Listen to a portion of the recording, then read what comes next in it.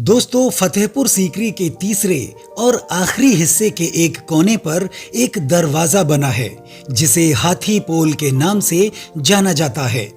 कहा जाता है कि यह दरवाजा 26,000 राजपूतों के कत्ल के बाद पश्चाताप स्वरूप बादशाह अकबर ने बनवाया था। ये दरवाजा जमीन से 20 फुट ऊंचा है।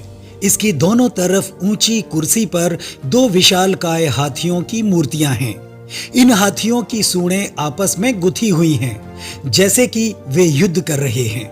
माना जाता है कि इन हाथियों की पीठ पर दो राजपूत योद्धा भी बैठे हुए थे। इतिहास के विद्वान सैयद महमूद लतीफ ठीक ही कहते हैं कि औरंगजेब की धर्मांधता ने शाही महल के पूर्वी प्रवेश द्वार की शोभा बढ़ाने वाली जिन मूर्तियों के सिर तोड़े हैं, उनसे अच्छी और किसी सजावट की कल्पना तक नहीं की जा सकती। यहीं पर संगीन बुर्ज के बगल से एक बड़ी सराय है जो मध्य एशियन देशों के यात्रियों और व्यापारियों के ठहरने के लिए बनवाई गई थी। यहाँ सिल्क, ऊनी कपड़े, जवाहरात, सोने चांदी की चीजें बेचने के लिए लाई जाती थी।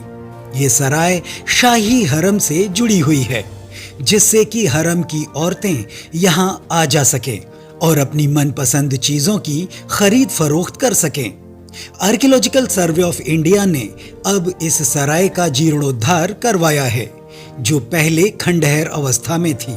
सराय के ही एक कोने पर एक झील मौजूद थी, जहां पानी का प्रचुर भंडार मौजूद था। झील के किनारे हरे भरे जंगलात मौजूद थे, जहां हिरन, चीतल, सांभर जैसे जानवर मौजूद रहते थे।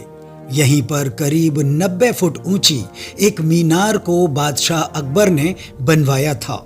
इस मीनार के ऊपर गुंबददार छतरी बनाई गई है, जो सब तरफ से खुली हुई है। हालांकि चारों तरफ का घेरा लाल बलुए पत्थर की जाली से घिरा हुआ है। इस मीनार की बाहरी सतह पर पत्थर से निर्मित हाथी के प्रतीकात्मक दांत लगाए गए हैं। कहा जाता है कि बादशाह अकबर ने इस मीनार को अपने एक अति प्रिय विशालकाय हाथी हीरम की कब्र के ऊपर बनवाया था, जिसका निक नेम सोना था। साथ ही यह भी कहा जाता है कि वह हाथी मुल्जिमों को सजा देने का काम भी करता था। इंसाफ के दौरान जब बादशाह असमंजस में पड़ जाते थे, तो वह निर्णय तक पहुंचने के लिए दोनों तरफ के फरियादियों और मुल्जिमों को इस हाथी के सामने जमीन पर लिटवा देते थे। हाथी जिसका सिर कुचल देता था, उसे मुल्जिम मान लिया जाता था, और जिसे छोड़ देता था वो बेकसूर माना जाता था। कई दफा हाथी दोनों के सिर कुचल देता था, तो यह मान लिया जाता था कि दोनों ही तरफ के व्यक्ति कसूरवार थे। बहरहाल ये किंवदंतियां ही हैं, इनमें कितनी सच्चाई है मालूम नहीं। बादशाह अकबर इस मीनार पर चढ़कर हिरनों का शिकार देखा करता था।